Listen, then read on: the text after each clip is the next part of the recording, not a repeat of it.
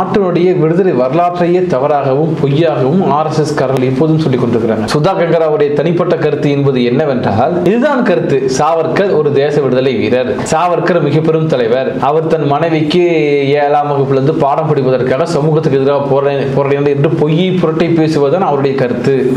ஒரு RSS ஒரு காரணம் நோக்கம் என்னன்னா, மோடி அம்பலப்பட்டு போய் நாரி போய் கிடக்கிறார், வேண்டுமென்றே இவர்கள் வேறொரு பிரச்சனையை கிளப்பி நான் தெரியாம சொல்லிட்டு மன்னிப்பு கேட்டு போயிருவாங்க. சாவர்கர் ஒரு போராளி கிடையாது, அவர் ஷூவை தான் நக்கினார் இறுதியில என்று அவர் பேசுறாரா? பேசலையே. RSSக்கு பெண்களை பொறுத்த வரைக்கும் எந்த வேலைக்கு போகக்கூட வேலைக்கு செல்லக்கூடிய பெண்கள் விபச்சாரிகள் என்று சொன்னாரே சங்கராச்சாரியார், அந்த கருத்து தான் அவர்களுக்கு. காந்திய வழியை நினைவு கொண்டுட்டு இருக்காங்க, காந்தி நினைவுகளையே கொல்ற வேலையை செஞ்சிருக்காங்க. இந்த கன்வர் என்று சொல்லக்கூடிய அந்த யாத்திரைகள் செல்கின்ற வழிகள் எல்லாம் இருக்கக்கூடிய இஸ்லாமியர்கள் கடைகளையும் வாகனங்களையும் திட்டமிட்டு அடித்து நொறுக்கி கொண்டு கலவரம் செய்கின்ற வேலைகளையும் பார்ப்போம். இதுக்கு பேர் தான் ஒருவேளை காந்தியிசமோ அப்படின்னு நமக்கே தெரியும் சந்தேகம். பிரிவினையை தூண்டியது யாரு அப்படின்னா நரேந்திர மோடி தூண்டுகிறார். நான் வாழ வேண்டுமா வேண்டாமா, இணைந்திருக்க வேண்டும் என்றால் நீ எனக்கான உரிமையை கொடுக்க வேண்டும் என்பது.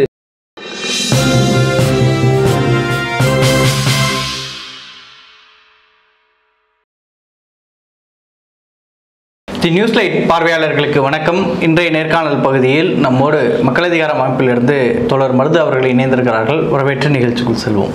வணக்கம். வணக்கங்க. பிரபல இயக்குனர் சுதா குங்காரா அப்படிங்கிறவங்க சாவர்கர் குறித்து சில கருத்துக்களை பேசியிருக்காங்க. பின்னாடி அது மறுப்பு தெரிவிச்சிருக்காங்க. சாவர்கர் அவர்கள் ஒரு மிகப்பெரிய தலைவர், சுதந்திர போராட்டத்தில் மிகப்பெரிய பங்களிப்புகளை செய்தவர்.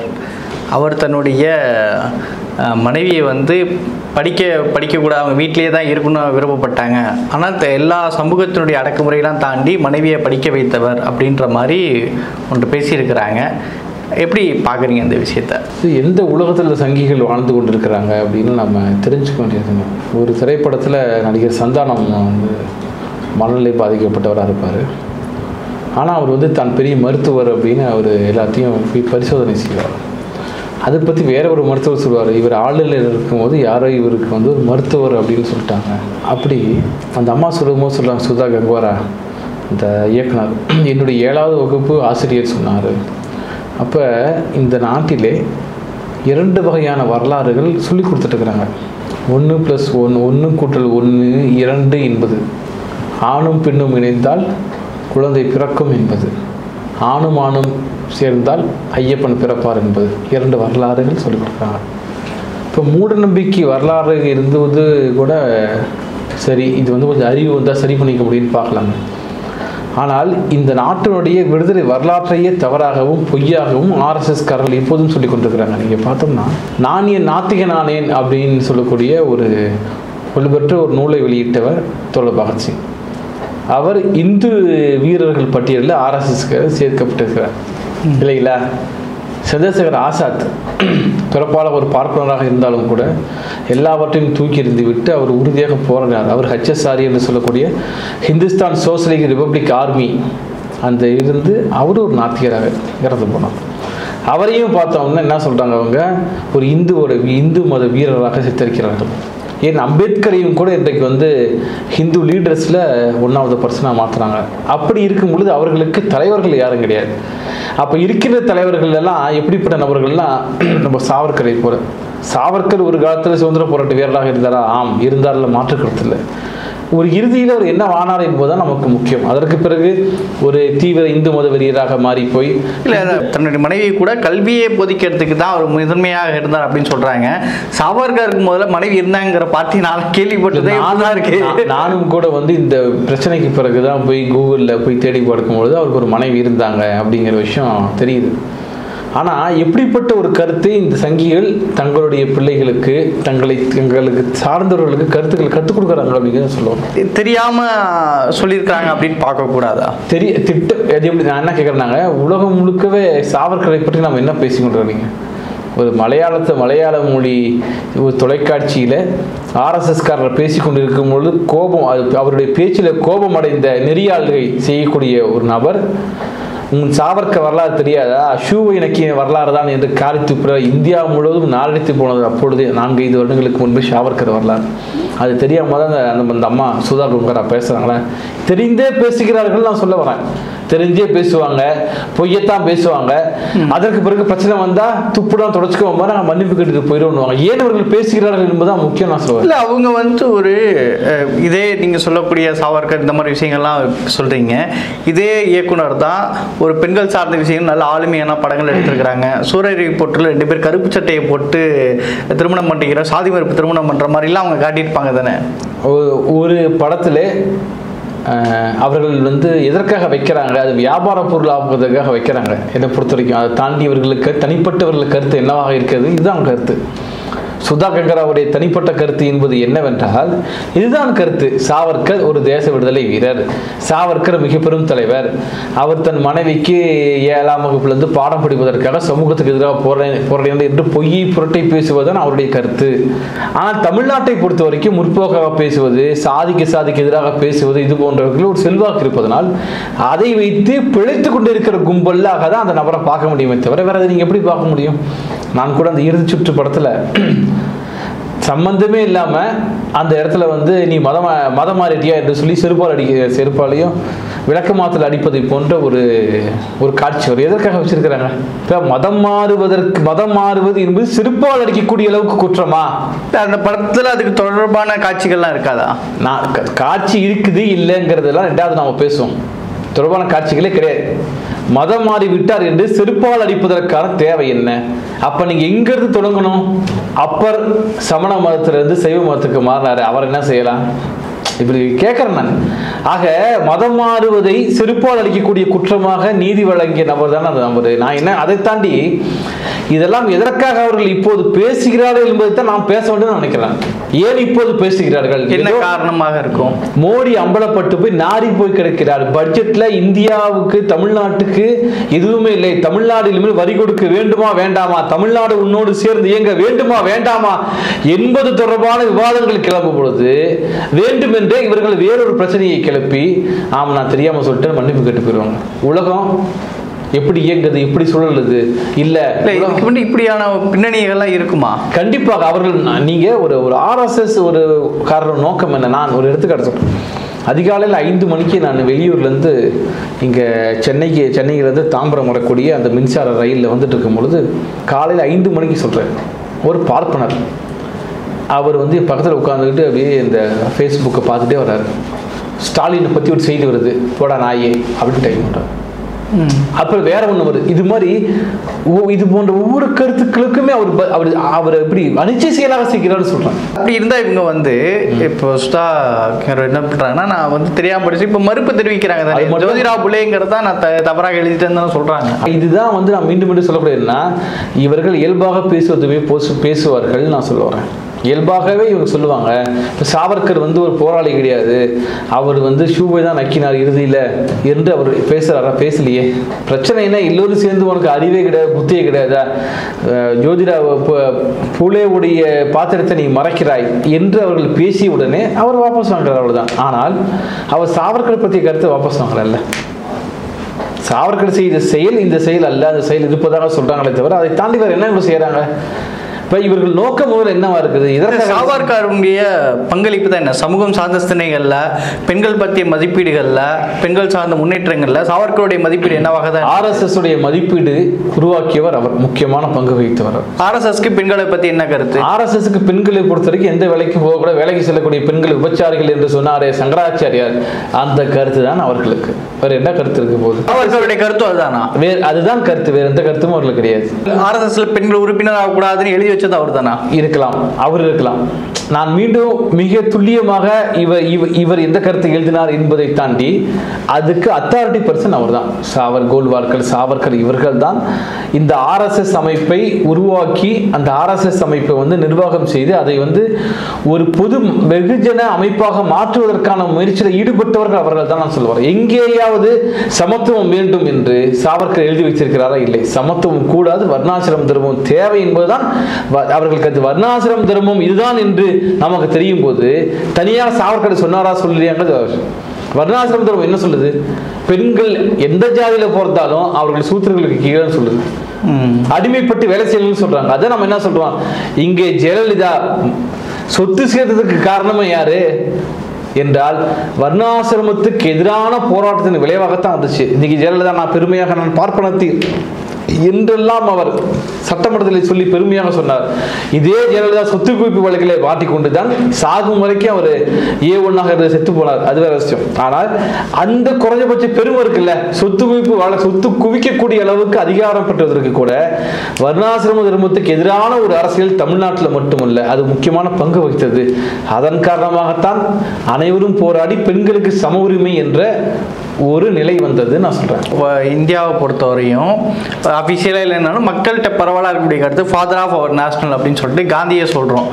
காந்தியுடைய கொலை வழக்குலையுமே இவர் தொடர்பு இருக்குது அப்படின்ற மாதிரி சொல்கிறேன். இதை கூட அவங்க தெரியாமல் தான் இருந்திருப்பாங்களா? அதான் நான் சொல்லுறேன். இவர்கள் தெரியாமல் இந்த வேலையை செய்கிறார்கள் அப்படிங்கிறது இல்லைங்க, தெரிந்தே தான் செய்கிறார்கள். ஏதோ ஒரு வகையில் நீங்கள் படத்தில் எழுச்சுற்று படத்தில் ஒரு ஒடுக்கப்பட்ட இடத்துலேருந்து வந்திருக்கக்கூடிய ஒரு பெண்ணை பாருங்க எப்படி முன்னேற்றி காட்டுறாங்க அப்படின்னு பார்க்குறீங்க. ஆனால் நீங்கள் ஒரு கடலில் இல்லை ஒரு மிகப்பெரிய ஒரு பாத்திரம் நிறைய இருக்கக்கூடிய பாலிலே ஒரு துளி விஷத்தை கலந்து விட்டு போயிடுறாங்க.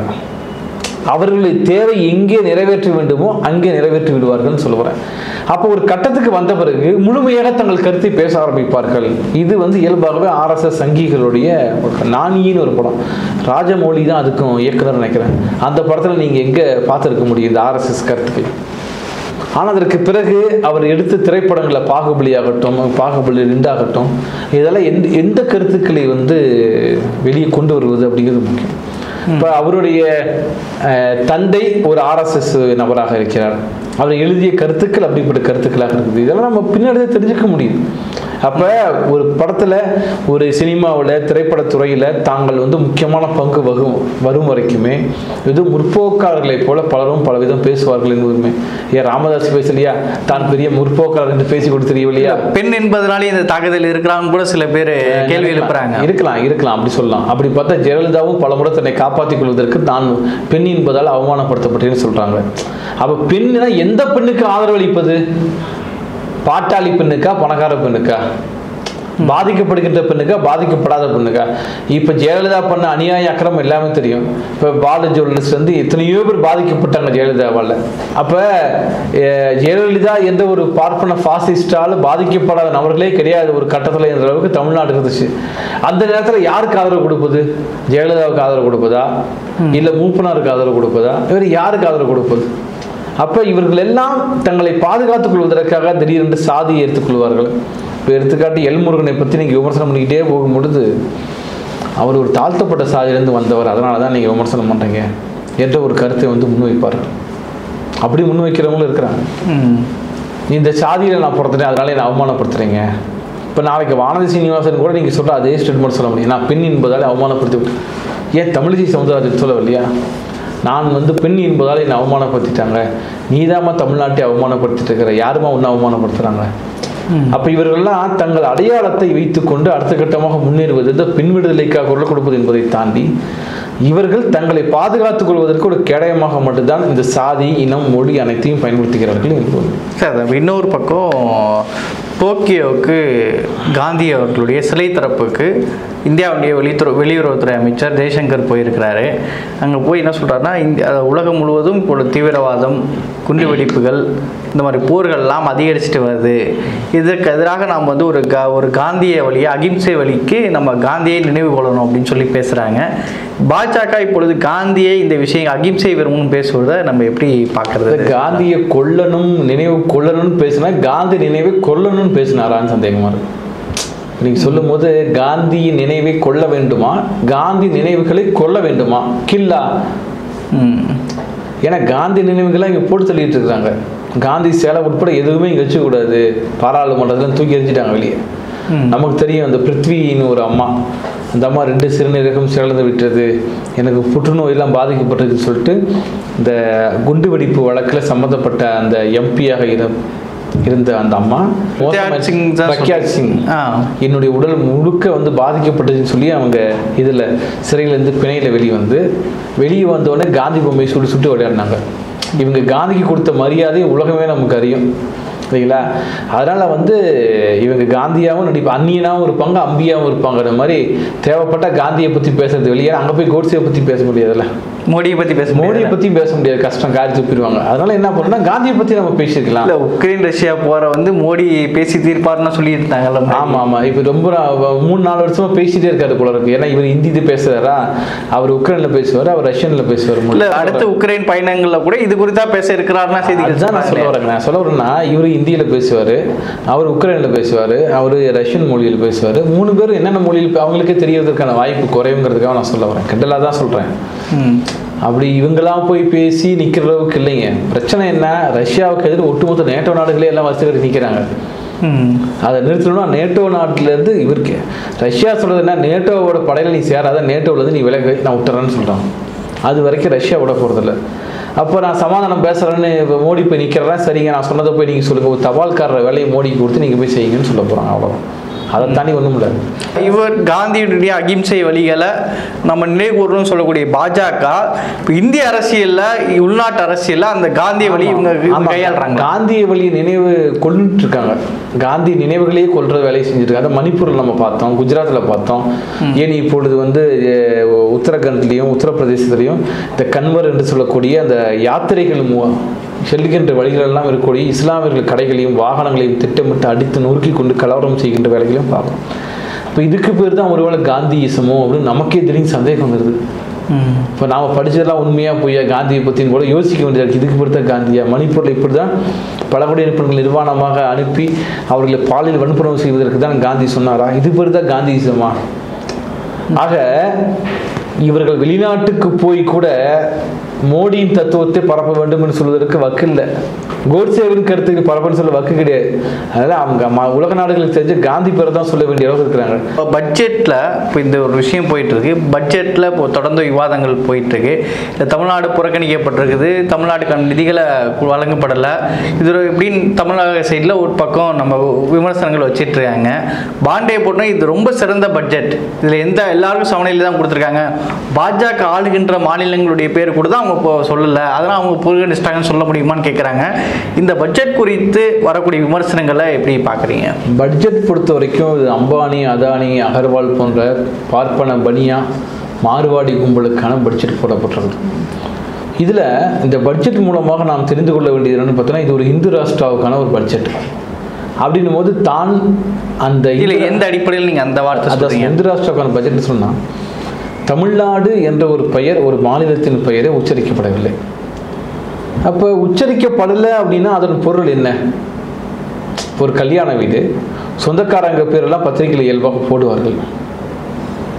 அப்போ முக்கியமான உறவினர் ஒருத்தருக்காரு, அவர் பேரை போடவில்லை அப்படின்னா அதுக்கான பொருள் என்ன?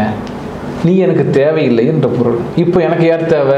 15 மாநிலங்கள் பேரும் இல்லை தானே? 15 மாநிலங்களும் எங்களுக்கு தேவை கிடையாது. இப்போ அதில் ஊபி இருக்குதானே, பாஜக ஆளக்கூடிய மாநிலங்கள் அந்த பட்டியலில் இருக்குதானே? ஏன் தேவையில்லை என்றால் ஊபியிலே இருக்கக்கூடிய தாக்கூர் சாதி மக்கள் இந்த RSS பிஜேபிக்கு எதிராக ஓட்டு போட்டிருக்கிறார்கள். அதன் விளைவுதான் அங்கே பெரும்பான்மை நாடாளுமன்ற உறுப்பினர்களை எதிர்க்கட்சிகள் பெற்றிருக்கின்றன.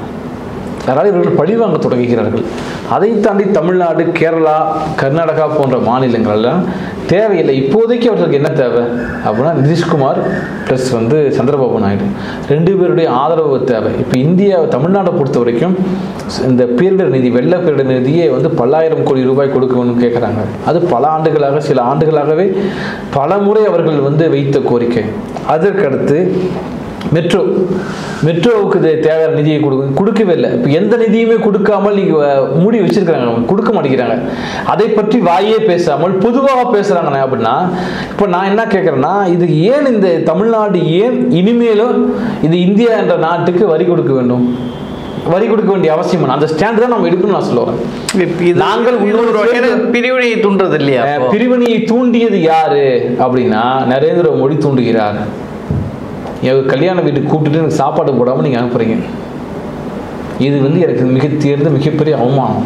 இந்த பட்ஜெட்டுக்கு முதல் நாளே RSS தடை செய்யப்பட்ட ஒரு இயக்கம் இப்போ இவ்வளோ நாட்களாக அந்த ஆர்எஸ்எஸ் ஊழியர்கள் அரசு நிகழ்ச்சிகளில் பங்கேற்கக்கூடாது அப்படிங்கிற தடையெல்லாம் இருந்தது. இப்போ அது நீக்கப்பட்டிருக்கு. அதோடைய முதல் நாள் இருக்குது. இதோட சேர்த்து ஆமாம், அதாவது இந்த ஆர்எஸ்எஸ் இந்த கடந்த தேர்தலில் தனிப்பெரும்பான்மை பாரதிய ஜனதா கட்சிக்கு கிடைக்கவில்லை. அவர்கள் அனைத்து அரசு துறைகளையுமே தன் கட்டுப்பாட்டுகள் கொண்டு வர வேண்டும் என்பதற்காக அவர்கள் ஒட்டுமொத்த அரசு துறைகளிலும் ஆர்எஸ்எஸ் கட்டுப்பாட்டில் ஏற்கனவே பாதி வந்துடுச்சு, முழுமையாக வர வேண்டும் என்பதற்காக இந்த தடையை நீக்கியிருக்கிறாங்க. அப்போ ஆர்எஸ்எஸ் உடைய கொள்கை என்ன? அது ஆர்எஸ்எஸ் இப்போது தடை செய்யப்படுகிறது. நமக்கு 1968 நினைக்கிறேன், அந்த நேரத்தில் பசுவை காப்போம், பசுவதையை தடுக்கணும் என்று சொல்லி அவர்கள் பாராளுமன்றத்தை முற்றுகையிட்டு பாராளுமன்றத்தை உள்ளே போய் கலகம் செய்வதற்காக முயற்சி செய்யும் பொழுது அதை தடுத்து அதற்கு பிறகு அப்போது இருந்த இந்திரா காந்தி முன்முயற்சியால் கொண்டு வரப்பட்டது இந்த சட்டம். இப்படிப்பட்ட ஒரு அமைப்பில் அரசு ஊழியர் யாருமே இருக்கக்கூடாது என்று கொண்டு வரப்பட்டது. இங்கே தமிழ்நாடு மட்டுமல்ல, இந்தியா முழுவதும் நடைபெற்ற அனைத்து கலவரங்களுக்கும் பின்னாடி இருப்பது என்றால் என்னவென்றால் ஆர்எஸ்எஸும் அதை சார்ந்த அமைப்புகளும் என்பது நிரூபணம் செய்யப்படும். இன்க்ளூடிங் மணிப்பூர் அரம்பை என்று சொல்லக்கூடிய அந்த மெய்தி மக்களிடையே வேலை செய்யக்கூடிய அந்த ஆர்எஸ்எஸ் சார்பு அமைப்பு தான் இந்த கலவரத்துக்கு முக்கியமான காரணம் என்று அனைவரும் சொல்கிறார்கள். அந்த அமைப்பில் ஒன்றிய அரசு ஊழியர்கள் சேருவதற்கு தடையில்லை என்று சொன்னால் என்ன பொருள்? இந்த நாடு இந்து ராஷ்டிரம் ஆகிவிட்டது என்பதுதான் பொருள். நிறைவாக ஒரு பக்கம் நிதி ஆயோக் கூட்டம் நடக்குது. தமிழ்நாடு உள்ளிட்ட பல மாநிலங்கள் எதிர்கட்சி ஆளக்கூடிய பல மாநிலங்களுடைய முதல்வர்கள் புறக்கணிச்சிருக்கிறாங்க.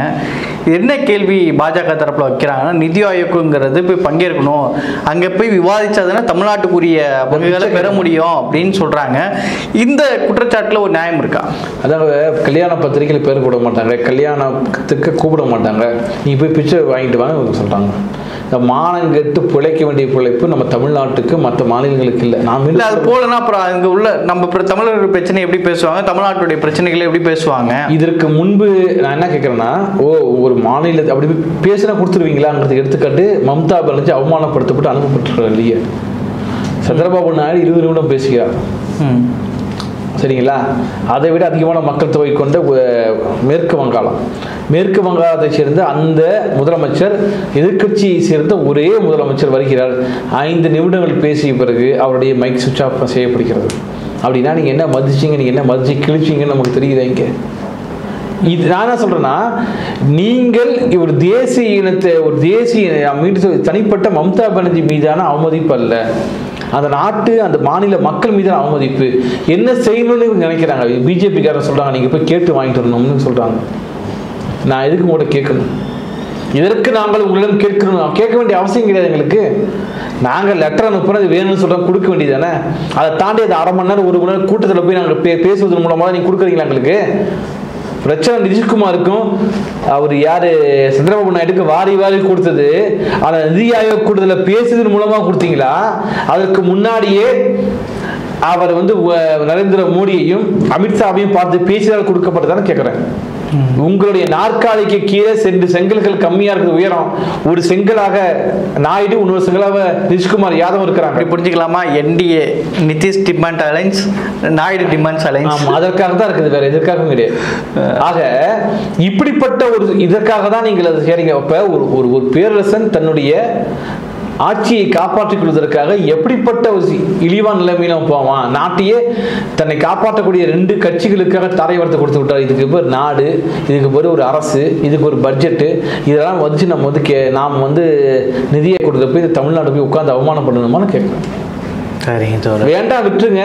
நான் மீண்டும் சொல்லக்கூடியது ஒன்று மட்டும் நான் ஒரு பதிவு பண்ணுறேன். ஒவ்வொரு முறையும் காவிரியோடைய பிரச்சனை, காவிரி தொடர்பான பிரச்சனை தமிழ்நாட்டில் மிகப்பெரிய வெடிக்கும் பொழுது இயற்கை காப்பாற்றி வருகிறது. யாரை? இந்தியா என்ற நாட்டை.